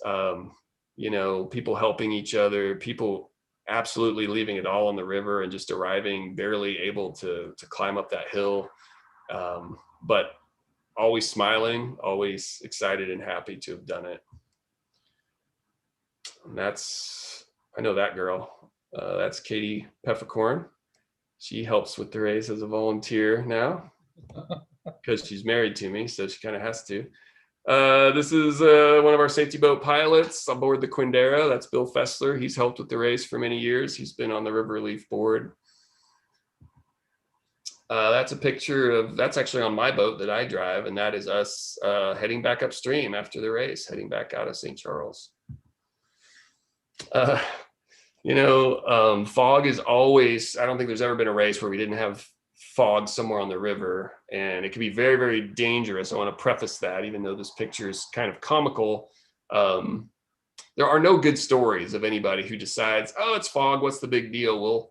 We'll just see how it goes. That always ends up being a nightmare of, paddling in figure eights and not knowing which way the current is, not knowing which way the shore is. And you can really get in trouble with obstacles in the river if you don't know what's right there in front of you. So Scott, I have to interrupt with a little short story. So Kevin, who's on the Missouri River Relief team, runs a safety boat in the race. And this year, and our safety boats, we stop when there's fog, mm-hmm. and we encourage all of the paddlers to stop when there's fog. But we can't get out there in the fog. You don't know what's out there, right. And it's not safe. So they were pulled over on a sandbar near Arrow Rock, and this was this year of the race, hanging out, thick fog, but they do see this light downstream, and it seems like the light is kind of slowly coming upstream, and they're just wondering, like, what is the deal? This is obviously not a barge. Like, they didn't hear a motor. Like, what's the deal? Over the course of 45 minutes, this light slowly gets closer and closer and closer until they realize, they start hearing paddle strokes, that it's a couple racers in 2 different boats that are paddling upstream into the fog. They don't realize that they're not going downstream. They're paddling against the current, and they're so slow that, by the time they realize what's going on, and Kevin tells them what's going on, like, it took a long time for them to believe them. Yeah. They were like, no, that's impossible. No way. Yeah. We've had multiple stories from multiple years of people going the wrong way on the river and not believing it when another paddler or a safety boat comes along and says, what are you doing? You're going the wrong way. And they think they're messing with them. Yeah, it happens. Even in clear conditions, people can get turned around in that way. So it does not surprise me. One of the pictures you'll always see on the Facebook page after the race is just pictures of people's hands turned into hamburger from, God knows how many paddle strokes it takes to get to the finish line. And this is one of those things that can knock someone out of the race. I mean, if all other things are going well and your hands are bleeding, that's one thing. But if 17 other things are going badly and your hands are bleeding, that might be enough to push you over the edge and say, man, I don't have another 100 miles in me. So that brings me to another question that Wayne Lockyer is asking, what's the most common medical emergency during the race? So medical emergency, we don't have a lot of medical emergencies, but if it's a very hot year, we will see people mostly day one who end up so dehydrated that they have to get an IV. I mean, that's happened a lot, like at Lexington, which used to be the first checkpoint and still is a paddle stop.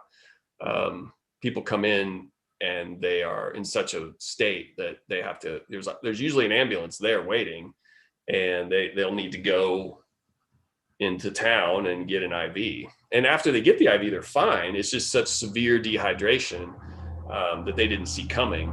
And often it's the more high-end racer that has that problem, because they're pushing so hard that the normal human being, when they start to feel that bad, will slow down.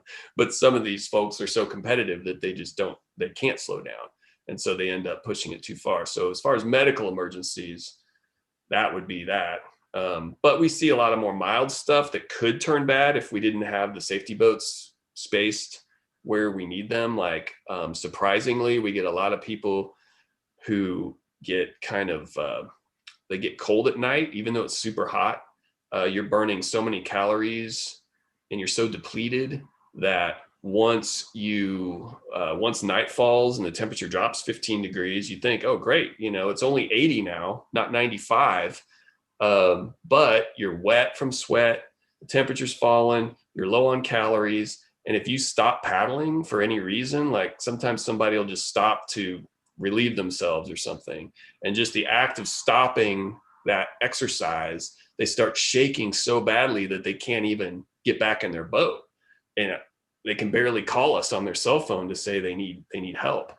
So that's one that sneaks up on people that can become a big deal if you don't know how to deal with it. That's one of the reasons we require that you bring a Mylar blanket with you, which can stop that problem pretty quickly. We also remind people that when darkness falls, you should probably have like a windbreaker, some kind of layer that you can add. And we require that you bring the means of starting a safe fire aboard your boat. Not aboard your boat, but the stuff is aboard your boat. Yeah, I mean, little things like that is what we try to teach people in the email dispatches that we send out leading up to the race. And it's another example of where Steven's book would be handy. This is 2019. This was a bad flood year, and the race ended up getting postponed July, August, September, October, and then finally the water came down enough in November for us to have a modified race. Modified in that instead of allowing 85 hours, we only allowed 36 hours, which eliminated most of the field. We wanted people who thought they could finish the race in 36 hours and had a resume that backed that up.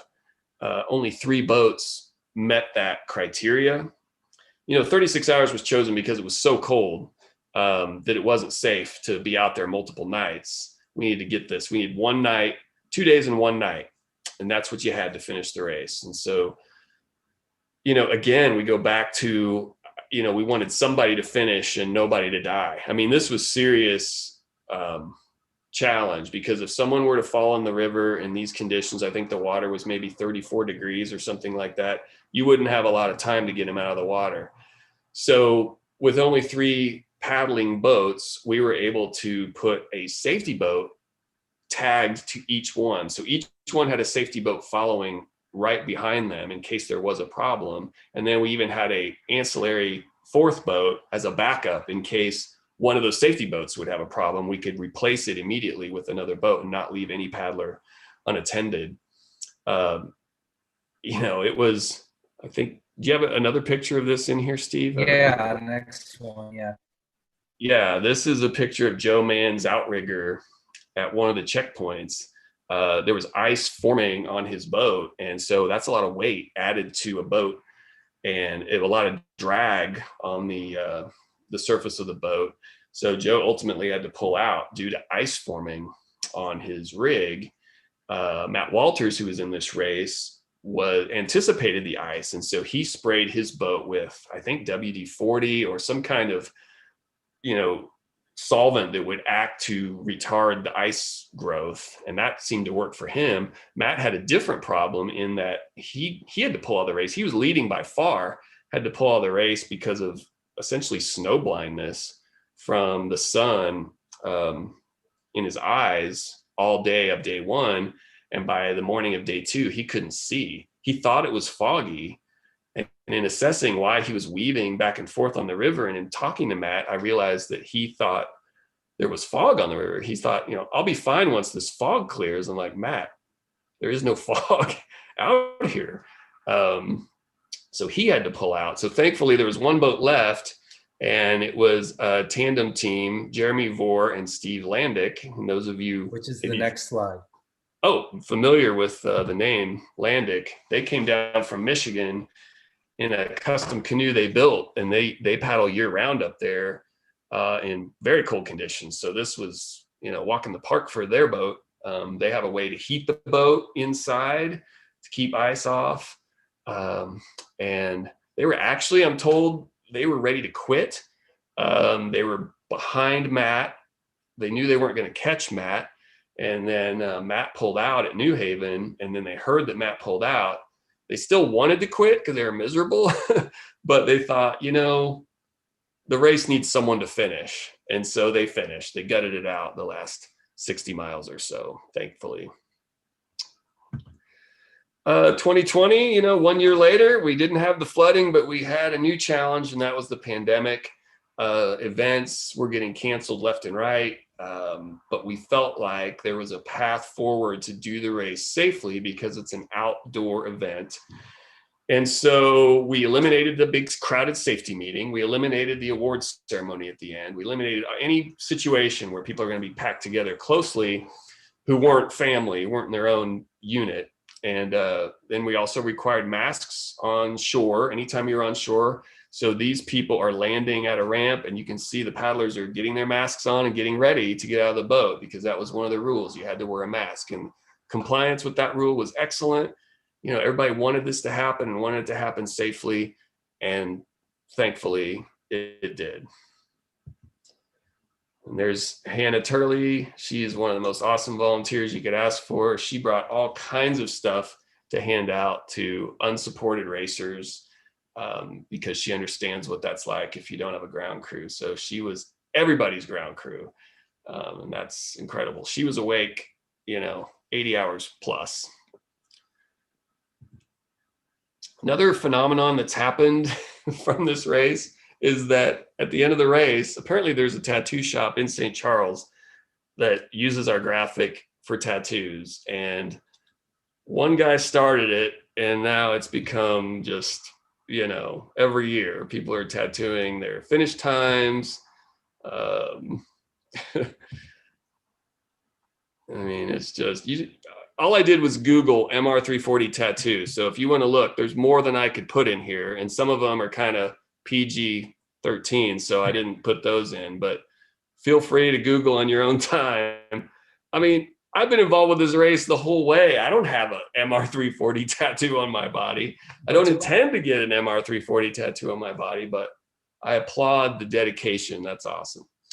I did want to put this slide in. This is a 5-woman and their ground crew team from Texas that particular year, and I can't remember which year it was, but they were the first boat. They won the Governor's Cup that year. It's the first time we had any woman in a boat be part of the Governor's Cup award. And they were a 5-woman team, and they whooped everyone that year. They were incredible, in sync, dominant paddlers, and they took the Governor's Cup that year, which I think is just awesome. A race of 340 miles, little things like gender or, how expensive your boat is, or any of these things, all those things just kind of get washed away just from the pure struggle of going 340 miles. It's really about dedication and guts and efficiency and planning to make it there. Scott, I took a picture of that crew a little below Sugar Creek, just downstream of Kansas City. And in the picture, their paddles were all completely in sync, and the water that was flying off their paddles were in perfect alignment with each other. It Yeah. was perfection. Yeah.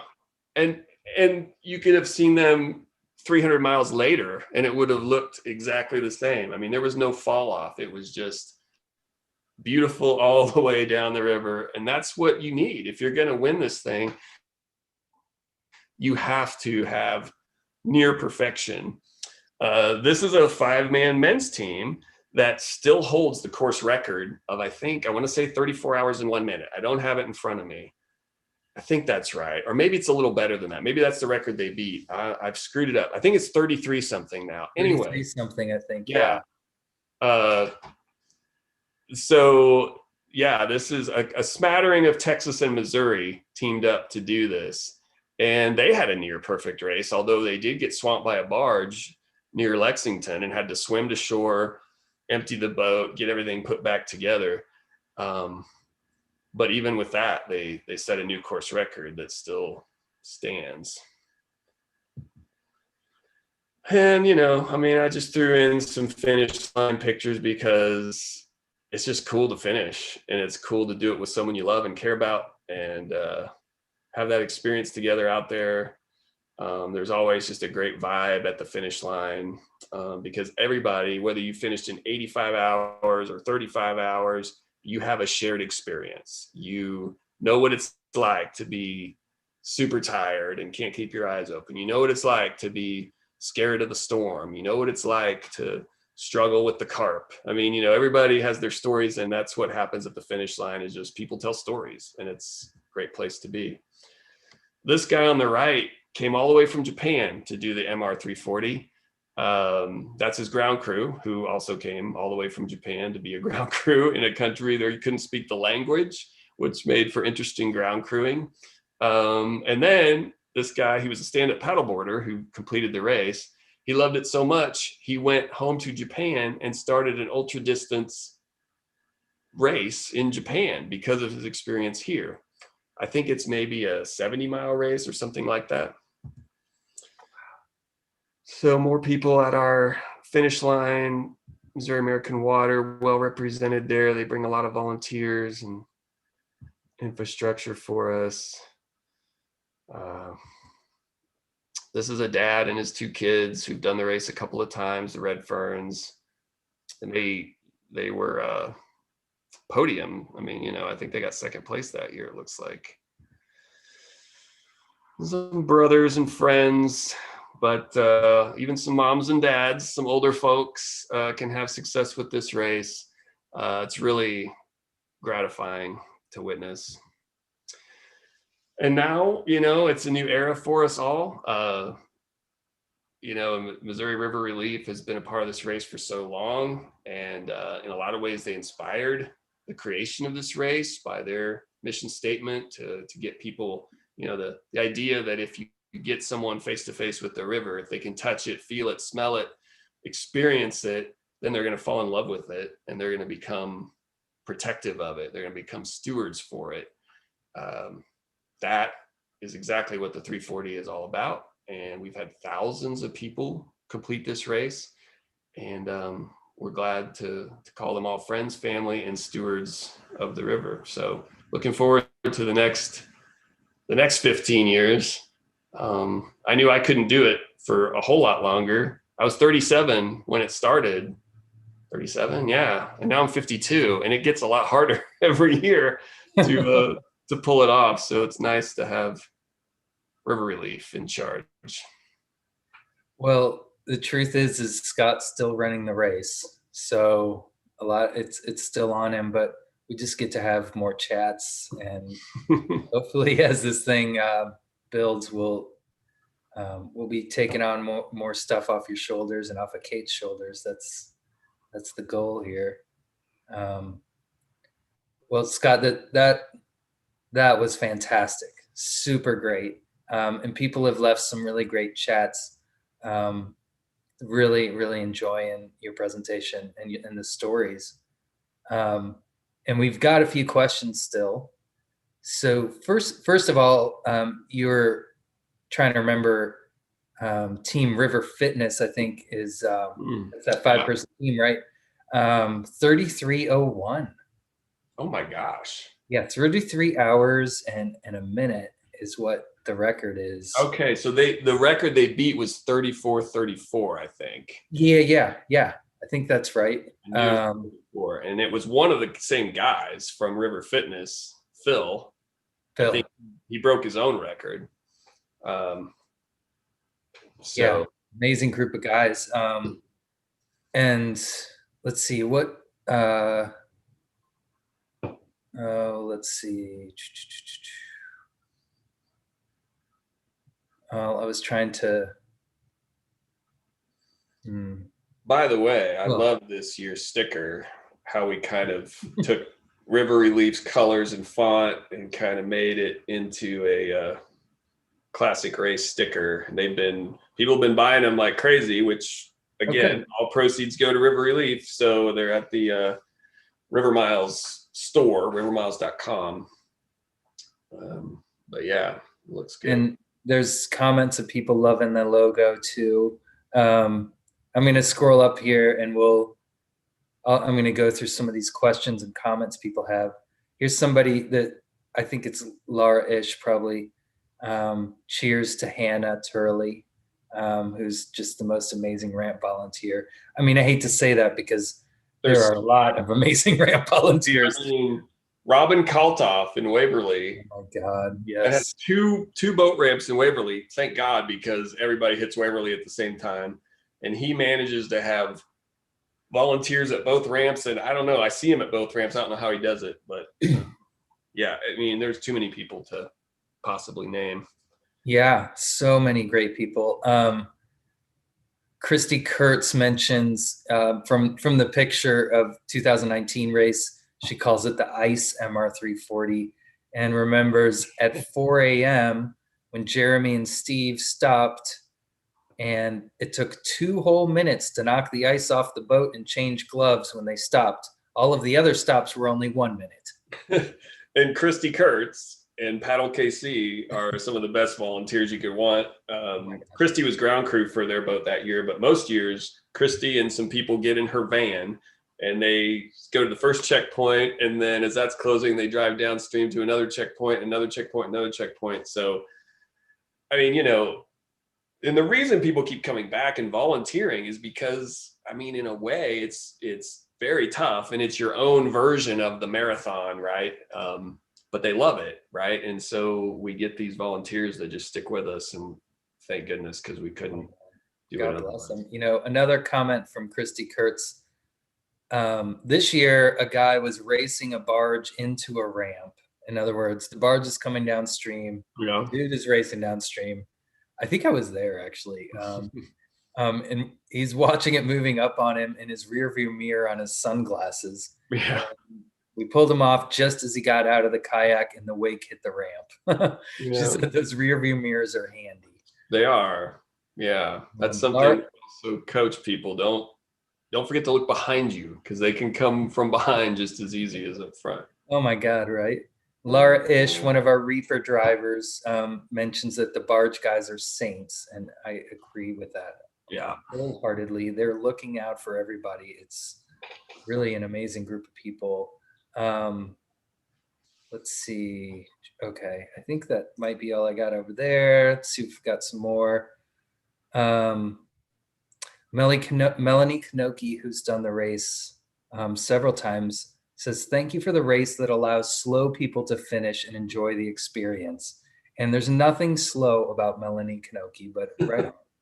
There's nothing slow about 85 hours. I mean, no, you're working, but yeah, you don't have to get top 10 to have an incredible experience. That's for sure.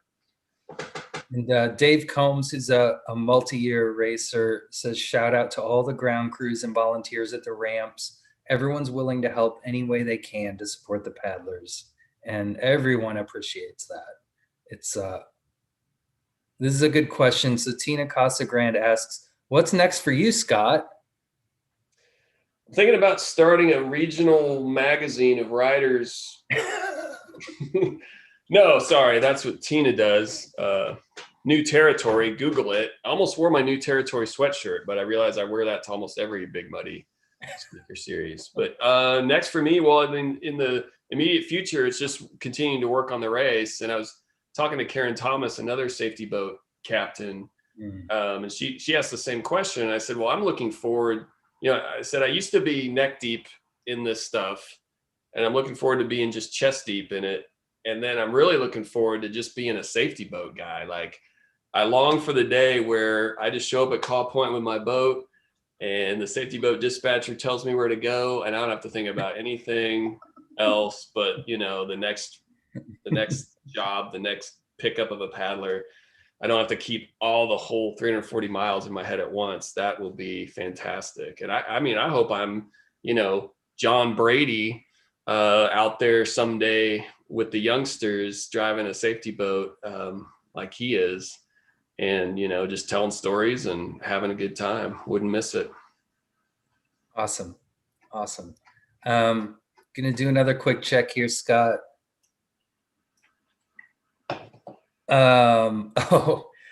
Who is this? Well, I don't know who this is. Jim says, how about a race starting at Yankton, South Dakota to St. Charles, Missouri? Silence. All I can say is get out your your yellow legal pad, and start planning it out. But it absolutely could be done, and I'm sure some people would sign up for it. And it's about 803 miles, if I remember right. Well, it's actually more than that. It's like 900 something from Yankton. 811.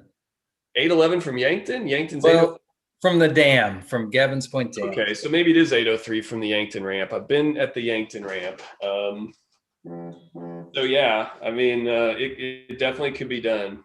There's a bit of a challenge on the north-south stretches of the Missouri River in the summertime. You can get a lot of whitecaps on those due south runs, which has given me trepidation about that idea. But we've had the idea of Omaha to Kansas City as as another race that could coexist, which is about 250 miles maybe or something. But again, that north-south thing can be tough. Yeah, right. Got some more questions. So Jordan Lane asks, we are a father-son team who just bought our first canoe before winter and are thinking about doing the race. Is this a mistake? Both active, but not necessarily in shape. Also, worth noting, we haven't been on the river yet. I'm glad he brought that up because, first of all, besides the Stephen Jackson book, there's a great YouTube channel put together by Chris Lubke called MR340 Paddler. Wait. Now I can't think of what it's called. It's 340 Paddler. 340 Paddler, that's the name of it. And Chris is going to do some seminars actually with different degrees of how to approach the race, whether you're trying to win the whole thing or whether you're trying to finish it in 80 hours. Chris is going to put together some of those, which I believe will be linked to our Facebook group and River Leaf's website and River Miles. And then there's regional races that start in April with the Perchie Creek Gutbuster. Great opportunity to get you and Dad out in the boat and try some of these shorter races. The best benefit of that is you're going to see other people who have done the race before. You're going to see their boats. You're going to see how they rig their boats for a 20-mile race or a 30-mile race or whatever on the Missouri River.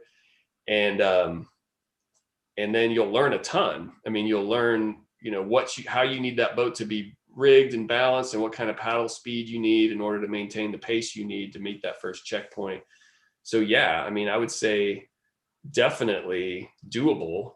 And it's not really about being in the best. I've seen plenty of ripped, shredded triathletes hop in at Caw Point and then they pull out at Lexington 50 miles later. They weren't able to do it. And I've seen plenty of guys that, played high school football 25 years ago and haven't done anything since, get off their couch and drag a canoe out of the weeds and finish really well with some preparation and modest training. So the physicality of it is important, but mostly it's a mental thing. If you're just in it to finish, it's mostly a mental exercise of like, how much misery can you endure safely, for how long, and can you do it, before the reaper catches you? That's really, certainly can be done. I say go for it. So there was another question earlier from Bodknocker Brumbill, which I don't know. Do I know you? I mean, were you born with that name? I love it. Asking about how long that 3-person boat took to do the race. And I think he's talking about the Kraken this year. And I didn't answer that question earlier because I couldn't find it on the records, but that's because I didn't scroll down enough. But they finished the race in 35 hours, 42 minutes, which is astonishing. And in anyone's book.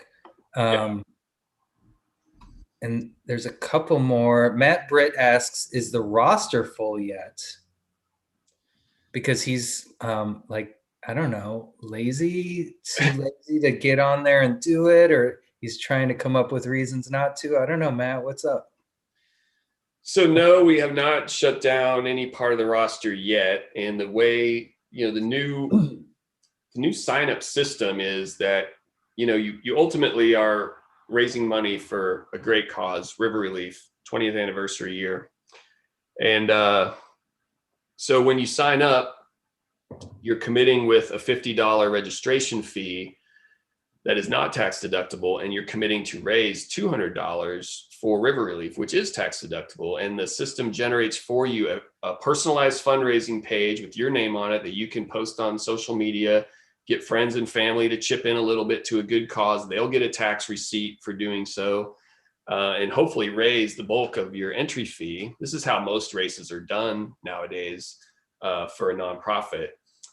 So what we have right now are a lot of people who have put the $50 down, but have not yet raised the $200 necessarily. So on April 1st, that fundraising portion is due. You can keep fundraising beyond that for the prizes that our sponsors are putting up for additional fundraising. But so long story short, it's difficult to tell how many racers on that roster will achieve that level of fundraising. I assume they all will. But right now we have not reached any kind of threshold where we need to shut it down, if that makes sense. But soon we will have. Yeah, get on it, man. I mean, it's coming, and I think there's 500 boats maybe on there now. I haven't counted lately. We're probably going to take 600 boats, hoping that 500 or so show up. There's usually that much that just don't show up, and this is because it's crowded. It's one of the reasons we eliminated Lexington as a checkpoint, a required checkpoint. Because it was just so many people there. We couldn't even fit all the people there. So that's one of the things we're working with as a team with River Relief is, how do we continue to expand the field? Because there's so much desire. And again, we've got people signed up from Germany this year, I think, Canada, Mexico. People are coming, they know about this race all over the world, apparently, in the paddling community. And generally there's 37, 38 states that are represented. So it's not just a roster full of Kansas City folk and Columbia folk and St. Louis folk. I mean, it's international, and it's tough to get everybody in there that wants to be there. Alex Wendell asks, based on current conditions, any predictions for river levels, flow, speed this summer? And I'll just take that one. I mean, there's, all we can say right now is the reservoirs upstream are drawn down to the place that the Corps likes them, and that's where it's going to remain. We have, drought conditions going on in the lower basin. Things are dry, so the river's very low right now. And it will take quite a bit of rain for that to start changing the dynamic of the river. But the thing that we can always say is It's the rain below the dams that often causes these last minute spikes that can affect what the river does whenever the race is happening, you know? So we never know what's going on, but as far as a good setup, like we got about the best setup for avoiding flood conditions, you know? And of course, the trade-offs are the lower the river is, sort of the slower it is and everything. But at the same time, you have more sandbars that are, it's easier to get out if you need to. So, you know, the main thing is it's going to be awesome. Yeah. Yeah. I Anything, mean, we are in a good spot right now. Knock on yeah, wood. yeah. Stays. Nobody knows, you know, nobody knows. Eric Turcotte is entering the 340 for the first time, was initially planning to go unsupported. How does a first-time soloer find or bribe a ground crew? Well, you know, the MR340 Facebook group is where a lot of those questions answer themselves, and you can always fire something off. There are often people who've done the race before and they can't do it this year for one reason or another. But sometimes they still want to be involved, and there's often people interested in helping ground crew for someone else, and sometimes they'll do it for the love of the race. Sometimes they'll do it for a relatively small amount of cash, or, you know, meals and beers, whatever. um, any other thoughts on that one, Scott? Well, I would just say, you know, everybody's required to have a ground crew, and that can be a virtual ground crew that's at home.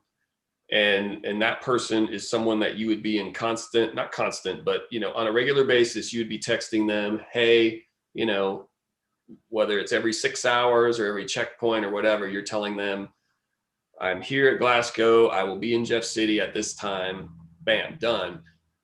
That's a virtual ground crew. And then a physically present ground crew would be obviously physically present. And that is all a kind of part of the safety net to make sure that somebody is keeping track of you. And if you are extremely late to that meeting in Jeff City with your virtual ground crew, they would have our phone number and would be able to say, could you please check on this person? That said, having a ground crew physically there is better than not having a ground crew physically there. So anything you can do to talk somebody into it. I can say that ground crews have a really good time. They're having a better time than any of us, I think. I mean, they're, you know, they have 5 or 6 hours before they have to deal with you again. So they travel in this pack from town to town, and they end up going to antique stores, and they end up eating lunch together with other ground crews, and some of them go to the casino. And I mean, it just sounds, it's a lot of work, and they're exhausted, but they manage, especially after they have some experience doing it a couple years, they know when they need to be there, and they make it as fun as it can possibly be, it seems. So twist some arms. Steve Myers asks, his Facebook post about the MR340 has a donate tab that has raised $165 so far for river relief. Mm-hmm. He's asking if that's an acceptable for contributions to come in this way towards the $200 required. And honestly, Steve, I can't say that we've even thought about that. Like, people raising funds in other ways, not through the race fundraiser. So Steve Myers, just go ahead and reach out to us through the Missouri River Relief Facebook page or through our website, email, and we'll talk it through. You know, I do realize, of course, that this presentation is almost 2 hours long, and poor Scott has at least 2 hours of a drive left ahead of him. No worries. He's pretending like he's as young as he was in that first picture, but there's a couple more I'm going to get to here because they're good questions. And we still have 61 people on Zoom attending, which is amazing. What percentage of first timers get caught by the Reaper? How far do most people make it before getting caught or dropping out? So just not very many get caught. I mean, last year we shortened the race from 88 hours to 85. So we went from 100 the first few years to 88 for the last few years to 85 last year, and it'll be 85 again this year. And a lot of people were very worried that they wouldn't be able to make that first cutoff at Waverly. But every boat did except for one. And that boat was a John boat. We've never had a John boat do the race before, but it was a John boat with 4 guys paddling, which is obviously not recommended and not very efficient.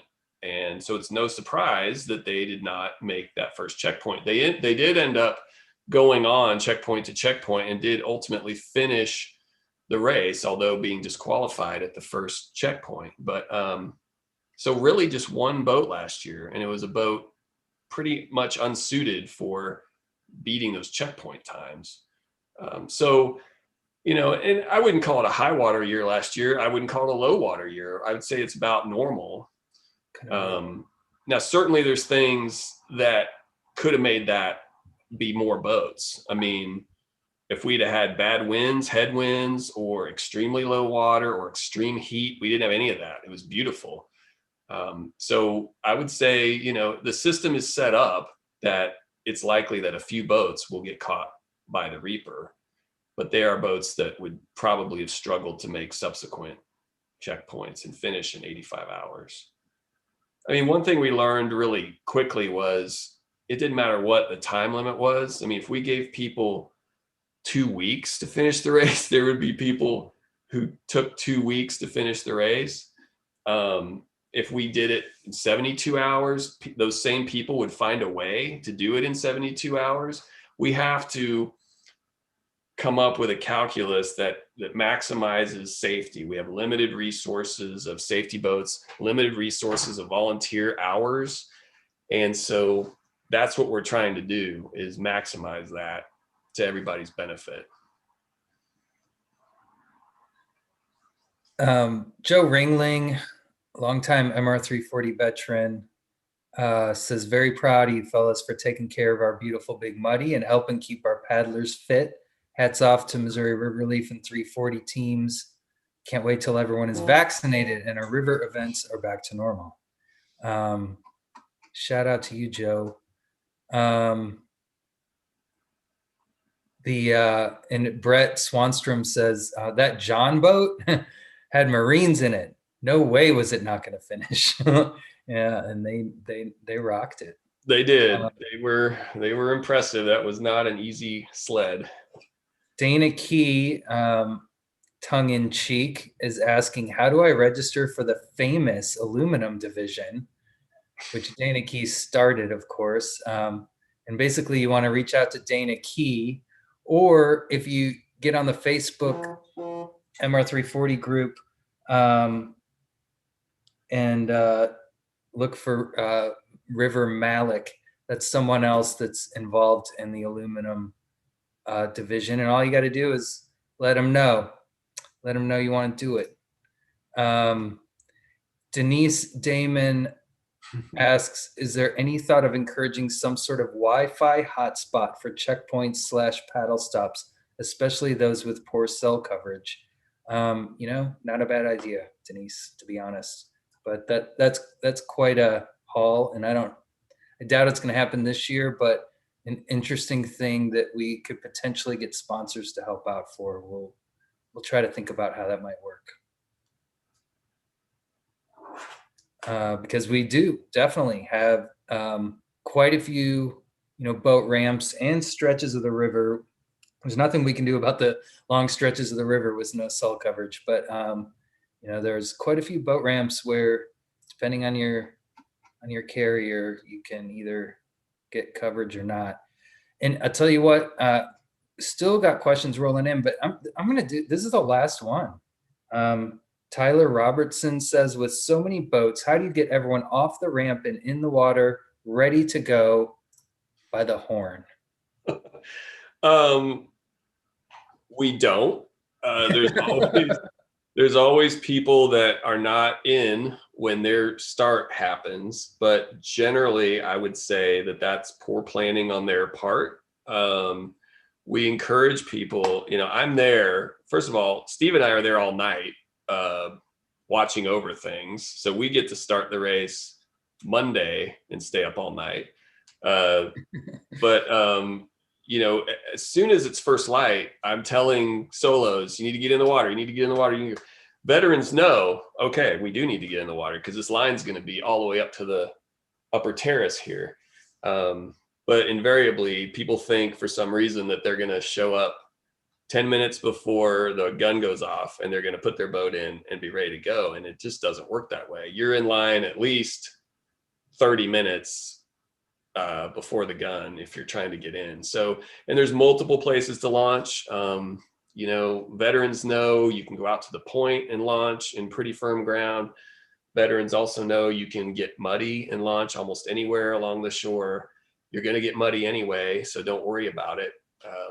But yeah, there are always, I would say, 10 boats for each start that aren't in yet that are trying frantically to get in before the gun. It doesn't really matter if you're a little late getting in for this race. You'll catch up. That's right. You have 340 miles to get it done. Well, I'm glad that you brought this up, Scott, earlier. I'm really ashamed I didn't bring it up in the very beginning. But I do want to remind people that 340 Paddler YouTube page, super great resource for finding out tips and tricks for doing the 340. That's put together by Chris Ludke, who is also doing a webinar series this year. And the first one is January 30th. We're going to host it on Zoom. I think it's 4 p.m. on January 30th, which is a Saturday. And he's planning on doing a webinar once a month until the race, covering different topics about the race. So I just posted a page on the riverrelief.org website today about that. I'm going to clean it up a little bit and then we'll start sharing it around. That's going to be hosted on Zoom as well. We have a limit of 100 people that can attend on Zoom. So we're going to stream it live on YouTube. If you don't make it on Zoom, you can YouTube it and we'll record it and you can watch it later if you can't make it to that presentation. But this first one's going to be about training and also some racing tips. Every month I'll have a different topic. So it's going to be amazing. A lot of great ways to get your questions answered before you even knew you had them.